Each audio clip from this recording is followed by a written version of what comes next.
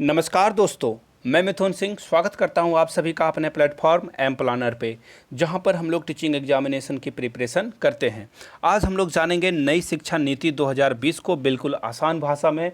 नई शिक्षा नीति क्या है, इससे क्या प्रभाव पड़ेगा, आपके शिक्षक बनने में अब क्या क्या अड़चनें आएंगी, बीएड कितने वर्षों का होगा, डीएलएड को क्या किया गया है, शिक्षक बनने के लिए किस किस चरणों से आपको किन किन स्टेप्स को फॉलो करना होगा। तो वीडियो को अंत तक जरूर देखें, फीडबैक जरूर दें कि कैसा लगा आपको, कमेंट सेक्शन में आप मुझे बताओगे। तो चलिए वीडियो को शुरू करते हैं बिना किसी देर के। देखो, सबसे पहले ये जान लो आप कि नई शिक्षा जो नीति है उसमें सबसे पहले क्या किया गया, मानव संसाधन जो मंत्रालय था उसे बदल कर नाम उसका शिक्षा मंत्रालय रखा गया है, पहली बात। और जो मानव संसाधन मंत्री कहा जाता था, एचआरडी मिनिस्टर, अब उनको शिक्षा मंत्री कहा जाएगा। यानी कि रमेश पोखरियाल निशंक अब मानव संसाधन मंत्री नहीं बल्कि शिक्षा मंत्री कहलाएंगे। आसान बात। चलिए, पहली नोट।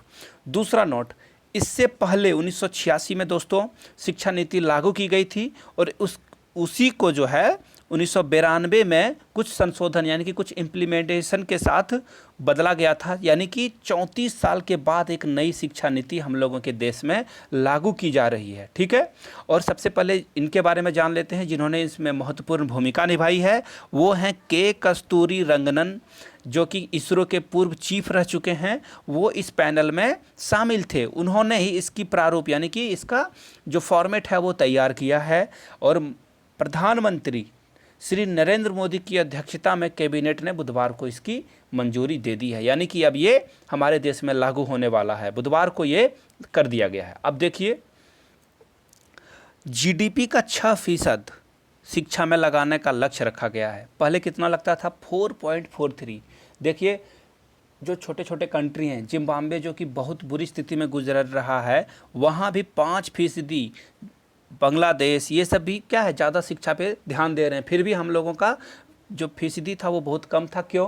क्योंकि भारत जो है चाइना और पाकिस्तान से युद्ध लड़ रहा है डायरेक्टली और इनडायरेक्टली, जिसके कारण हमें अपने डिफेंस को जो है ज़्यादा मजबूत करने के लिए हम क्या कर रहे हैं, ज़्यादा मिसाइल्स को जो है डेवलप करने के लिए ज़्यादा धन खर्च कर रहे हैं। तो अब क्या किया गया है कि 6% जो है जीडीपी अब हमारे लगेंगे कहाँ पे, शिक्षा पे। अब देखिए, 12वीं तक की पढ़ाई को 5+3+3+4 में बांट दी गई है। यानी कि फर्स्ट 5 स्टेज का, फिर 3 स्टेज का, फिर 3 स्टेज का, फिर 4 स्टेज का। अब देखेंगे ये कैसे काम करेगा।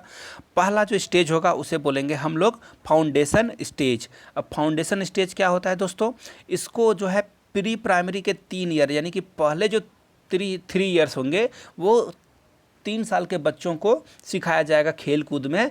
देखो, यहाँ पे फाउंडेशन स्टेज में खेल कूद और अन्य गतिविधियों के द्वारा उन्हें पढ़ना सिखाया जाएगा। और इसके बाद अगले जो 2 साल होंगे यानी कि जो 5 ईयर्स फाउंडेशन के हैं, उनमें क्लास 1 और 2 को भी ऐड कर दिया गया है। अब देखिए अगली बात, क्लास 3 to 5 की पढ़ाई में छात्रों का भविष्य तैयार होगा। इसमें दिशा जो है दिया जाएगा कि बच्चों का भविष्य कैसा होगा। क्लास 3 to 5 में उनको ये सारी बातें पता लग जाएगी कि वो कहाँ जाना चाहते हैं, यानी कि उसके बारे में बाद में बात करेंगे। देखिए दोस्तों, आप लोगों के लिए द एजुकेटर का एक प्लेटफॉर्म है जहाँ पर टीचिंग एग्जामिनेशन के पॉइंट ऑफ व्यू से केबीएस के जो पीआरटी का एग्ज़ाम का क्वेश्चन पेपर है वो अपलोड किया जा रहा है और जल्द ही एनबीएस का भी प्रिपरेशन यहाँ पे शुरू हो जाएगा। तो आप लोगों को क्या करना है, कमेंट सेक्शन में एक लिंक मिलेगा, उस लिंक से जाके द एजुकेटर को सब्सक्राइब करना है और केबीएस के प्रीवियस ईयर क्वेश्चन पेपर को आपको देखना है और आपको फीडबैक देना है। तो चलिए अब आगे देखते हैं।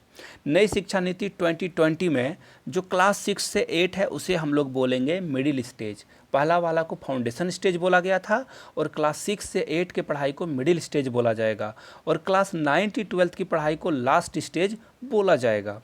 अब देखिए, स्कूल से जो है स्ट्रीम सिस्टम खत्म हो गया। अब स्ट्रीम सिस्टम का क्या मतलब है दोस्तों, जैसे कि कुछ लोग 12th में क्या करते थे, आर्ट्स पेपर लेते थे, कुछ लोग ले लेते थे साइंस, समझ रहे हो बात को, और कुछ ले लेते थे कॉमर्स। तो इन सारे चीज़ों को अब क्या कर दिया गया है, ये सब जो स्ट्रीम है ये ख़त्म हो गया है। अब लोग चाहेंगे कि मैं मैथ्स भी ले लूँ, मैं हिस्ट्री भी ले लूँ, तो ये उनके ऊपर डिपेंड करता है, और फिजिक्स भी ले लूँ, और चाहे तो मैं म्यूज़िक भी रख सकता हूँ। तो कहने का मतलब ये है कि आपको पूरी तरह से आज़ादी मिलेगी कि आप कौन सा सब्जेक्ट पढ़ना चाहते हो, किन किन सब्जेक्ट्स में आपकी रुचि है, आपके इंटरेस्ट के अकॉर्डिंग करिकुलम तैयार किया गया है। अब देखिए अगली बात, आर्ट्स स्टूडेंट साइंस और कॉमर्स के भी सब्जेक्ट पढ़ सकेंगे। मैंने ये बात आपको बता दी है, आपको अच्छे से समझ में आ चुकी होगी। अब देखिए, साइंस स्टूडेंट हिस्ट्री और अकाउंट्स भी पढ़ सकेंगे। कहने का मतलब है कि साइंस के स्टूडेंट आर्ट्स के सब्जेक्ट और कॉमर्स के भी सब्जेक्ट में से कोई एक चूज़ कर सकते हैं। मतलब जो जैसा चाहेगा वैसा सब्जेक्ट्स का वो सिलेक्शन कर लेगा। अब देखिए, क्लास 5 तक जो पढ़ाई होगी उस पर जोर दिया गया है कि मातृभाषा में होगी, और इसके बाद अगर बच्चा चाहे तो 6 से 8 तक में भी अपनी मातृभाषा में शिक्षा ले सकता है। एजुकेशन उसकी जो होगी वो मदर टंग में होगी।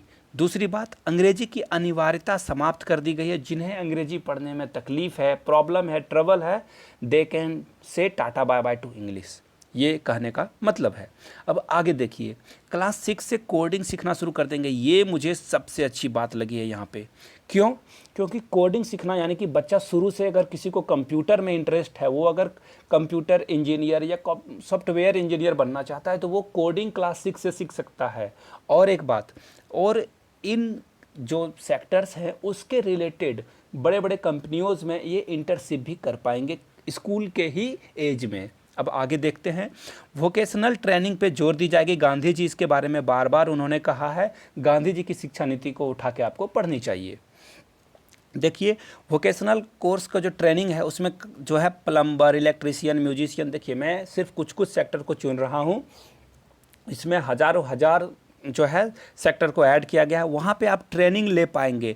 वोकेशनल ट्रेनिंग पे जोर इसलिए दिया गया है ताकि आप क्या कर सको, स्किल डेवलप कर पाओ। जो बच्चे कमज़ोर हैं पढ़ने में वो क्या करेंगे, उन्हें उनके इंटरेस्ट के अकॉर्डिंग उन्हें जो है अपना जो है स्किल चुनने की पूरी आज़ादी होगी। अब देखो एक और बात, क्लास 9 to 12 का जो होगा अब वो भी सेमेस्टर बेस्ड होगा। पहले कॉलेजेस में चलते थे यानी कि ग्रेजुएशन में ये सब काम होता था, लेकिन अब क्या होगा दोस्तों, अब 9 to 12 में ही सेमेस्टर बेस्ड एग्ज़ाम होंगे।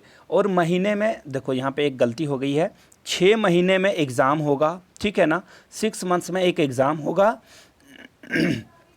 और ये होगा आपका सेमेस्टर बेस्ड के अकॉर्डिंग। और एक बात, ये पहला एग्ज़ाम ऑब्जेक्टिव होगा, दूसरा एग्ज़ाम सब्जेक्टिव होगा, और पहला कौन सा लिया जाए ये स्कूल के ऊपर डिपेंड होगा। अब आगे देख लेते हैं, दोनों मार्क्स को जोड़कर रिजल्ट आएगा, ठीक है, स्पष्ट बातें हो रही है। छात्र के बिहेवियर, एक्स्ट्रा कैरिकुलम एक्टिविटीज़ पर ध्यान दिया जाएगा। समझ रहे हो बात को? अब आगे बढ़ते हैं। देखो, अगर कॉलेज में आपको एडमिशन चाहिए तो आपके परसेंटेज कम हैं, कोई वरी नहीं, आपको कोई टेंशन लेने की ज़रूरत नहीं है। अब आपको देना होगा एक कॉमन एप्टीट्यूड टेस्ट, और इसके अकॉर्डिंग ही आपको क्या मिलेगा, मनचाहे कॉलेज में एडमिशन। यानी कि अब आपका जो है परसेंटेज का वैल्यू कम हो गया है, परसेंटेज का वैल्यू को ऐड किया गया है, उसका वेटेज रखा गया, बट ये CAD बहुत इंपॉर्टेंट रोल प्ले करेगा। अब देखिए, स्नातक को 3 और 4 ईयर्स में बांटा गया है। यानी कि अगर आप 1 साल पढ़ा और आपको लगा कि ये इंटरेस्टेड नहीं हूँ मैं नहीं पढ़ूंगा, तो 1 साल के बाद भी आपको सर्टिफिकेट मिल जाएगा कि आपने 1 साल का कोर्स किया है, और इसे कंसीडर किया जाएगा और आपके जो बायोडाटा में है ये काम आएगा। अब देखो, 2 इयर्स कोर्स में आपने अगर 2 साल पढ़ाई की ग्रेजुएशन और पढ़ाई छोड़ दिया आपने, तो आपको मिलेगा डिप्लोमा का सर्टिफिकेट, आपको डिप्लोमा होल्डर आप कहलाओगे। तीसरी बात, अगर आपने 3 साल कंप्लीट कर ली तो बैचलर्स डिग्री, जो आज के दौर में हम लोग बोलते हैं स्नातक ग्रेजुएशन, वो डिग्री आपको मिलेगी। और 4 साल में अगर आपने कंप्लीट किया, 4 साल तक की पढ़ाई की, तो आपको रिसर्च एंड डिग्री का होल्डर कहलाया जाएगा। अब देख लीजिए चौथी बात, 24वीं बात जो है इसकी, यह व्यवस्था मल्टी एंट्री और मल्टी एग्जिट की होगी। देखो, आपने शुरू में इंजीनियरिंग की, इंजीनियरिंग से मन उचट गया आपका, आपने क्या किया, अब मुझे म्यूजिशियन बनना है, तो आप 1 ईयर के बाद जो है म्यूजिशियन बन सकते हो, और वो 1 ईयर आपका काउंट होगा कि आपने पढ़ाई की है इंजीनियरिंग की। Do you understand what I am trying to say? तो ये सब बातें हैं, बहुत आसान सी बातें हैं आप लोगों के लिए। अब देखिए, बात आती है कि गवर्नमेंट टीचर कैसे बने आप। तो आपको देखिए 3 ऑप्शन मिलेंगे बीएड करने के अब से। अगर आपने मास्टर डिग्री कर ली है तो आप 1 ईयर का बीएड करोगे। अगर आपने ग्रेजुएशन कर ली है तो जो अभी चल रहा है फेमस वाला 2 ईयर का ग्रेजुएशन कोर्स, वो आपको करना होगा। अगर आपने 12th के बाद ही डिसाइड कर लिया कि I want to be a teacher, तो आपको 4 ईयर का इंटीग्रेटेड कोर्स करना होगा, यानी कि 3 ईयर्स का ग्रेजुएशन, 1 ईयर का बीएड। ठीक है, तो ये मुझे सबसे ज़्यादा फ़ायदे वाला चीज़ दिख रहा है।